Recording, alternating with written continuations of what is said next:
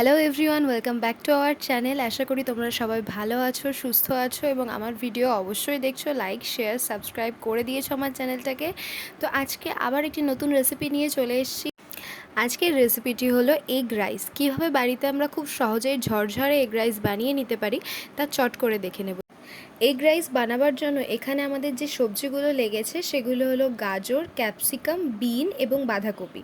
আপনারা নিজেদের ইচ্ছা মতো সবজি দিতে পারেন, তবে এই সবজিগুলোই সাধারণত এগ রাইসের ক্ষেত্রে যায়। এছাড়াও আমরা এখানে পেঁয়াজ রসুন নিয়েছি। এরপরে সব সবজিগুলোকে কেটে ভালো করে ধুয়ে নিতে হবে। এখানে আমি বাঁধাকপি, গাজর, বিন, ক্যাপসিকাম সব কেটে নিয়েছি।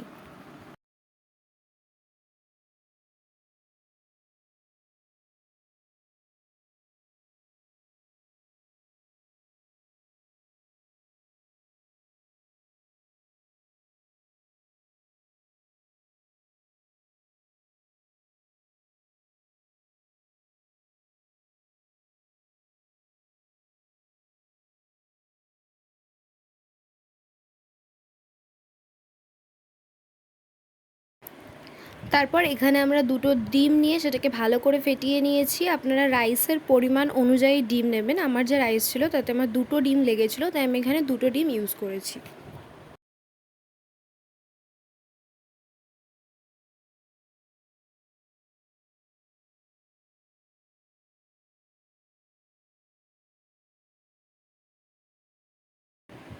ডিম ফ্যাটানো হয়ে গেলে ডিমটা কড়াইতে গরম তেলে ভাজা করে নিয়েছি এবং ডিম ভাজা করার সময় কিন্তু আমি এতে গোলমরিচ এবং লবণ দিয়েছিলাম। দেয়া হয়ে গেলে ডিমটা ভাজা করে আমরা সেটা সাইডে রেখে দিয়েছি।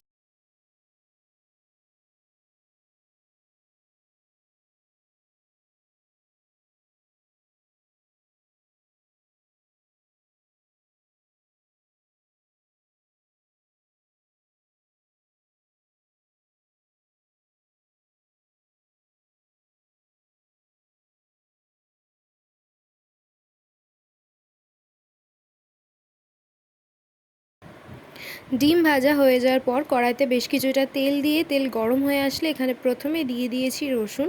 রসুনগুলো ভাজা হয়ে আসলে এরপর আমরা এতে দিয়ে দেব কেটে রাখা পেঁয়াজগুলো।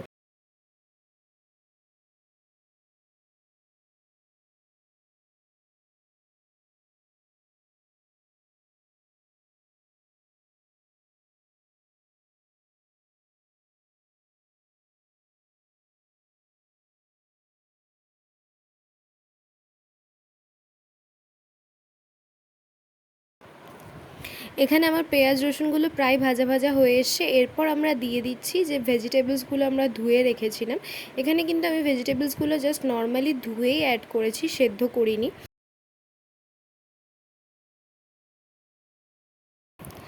ভেজিটেবলসগুলো একটু ভাজা ভাজা হয়ে আসলে এর মধ্যে আমরা দিয়ে দেব লবণ এবং গোলমরিচ। লবণ এবং গোলমরিচটি অবশ্যই আপনার পরিমাণে বুঝে দেবেন, কারণ ডিম ভাজা করার সময় অলরেডি আমরা লবণ এবং গোলমরিচ দিয়েছিলাম। সবজিগুলো পুরো ভাজা হয়ে আসলে এর মধ্যে আমরা দিয়ে দিয়েছি আগের থেকে ভেজে রাখা ডিমগুলো। ডিমটা দিয়ে ভালো করে মিশিয়ে নিয়েছি। এবার আমরা এখানে দিয়ে দিচ্ছি আগের থেকে তৈরি করে রাখা বাসমতি চালের ভাত।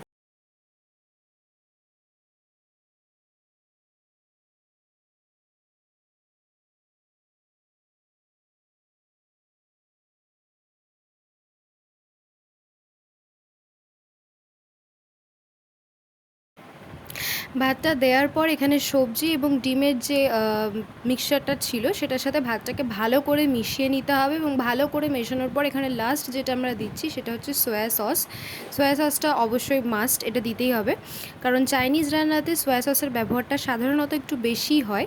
তো এখানে আমাদের সয়া সস দিয়ে রাইসটা ভালো করে মিশিয়ে নেওয়া হয়ে গেছে। তো ব্যাস তৈরি আমাদের এগ রাইস। আপনারা চাইলে এর ওপর একটু স্প্রিং অনিয়ন স্প্রিঙ্কল করে দিতে পারেন, বাট আমার কাছে ছিল না তো আমি করতে পারিনি।